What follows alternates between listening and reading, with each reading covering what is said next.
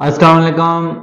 आज की वीडियो है, इसमें मैं आपको ये बताना चाहूँगा वो लोग जो अपना वज़न कम करना चाहते हैं उनको कौन सा दही है उसका इस्तेमाल करना चाहिए। डाइटिशियन और मुआलिज हैं, आजकल एक मार्केट में अवेलेबल दही है जिसे हम बोलते हैं ग्रीक योगर्ट, जिसको मैं अपनी पिछली वीडियो में बता चुका हूँ कि अगर आपने उसको घर में बनाना है तो उसके बनाने का तरीका क्या है। तो ये कहा जाता है कि जो ग्रीक योगर्ट है उसमें जो प्लेन योगर्ट है उसकी निस्बत इसमें प्रोटीन ज़्यादा मिकदार में पाई जाती है।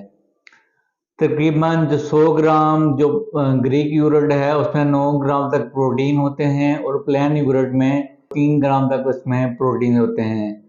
जब भी किसी चीज़ के अंदर प्रोटीन ज़्यादा मिकदार में होती है उसकी वजह से जो हमारा मैदा है वो फूल रहता है और हमें भूख कम लगती है और उसकी वजह से भी जो हमारा वज़न है वो कम होता है। तो लिहाजा वो लोग जो अपना वज़न कम करना चाहते हैं वो ग्रीक योगर्ट का इस्तेमाल ज़रूर करें। इसके साथ हाथों हाथ वज़न में कमी देखने में आई है। अब इस क्वेश्चन में मैं आपको ये बताना चाहूँगा कि जो आपने ग्रीक योगर्ट है वो घर में आपने कैसे बनाना है।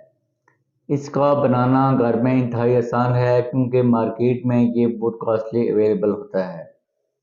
अक्सर देखने में आता है कि जो लोग मार्केट में इसको खरीदते हैं जब इसकी प्राइस देखते हैं वो लेना छोड़ देते हैं। जो इसकी इंतहाई आसान रेसिपी बताता हूँ। जो आप घर में आम दही बनाते हैं उसको आपने जितनी मिकदार में लेना है वो आप ले लें और उसको आप तकरीबन 2 घंटे तक जो आम छाननी है उसके बीच में रखें। उस छाननी में रखने के बाद उस दही में से जो पानी निकल जाएगा उसके बाद जो दूसरा उसका स्टेप आपने करना है वो ये करना है कि एक कपड़ा है जो छानदार हो उसमें आपने वो जो बचा मटीरियल है वो आपने रख देना है और उसको तकरीबन 6 से 8 घंटे तक मज़ीद रखना है।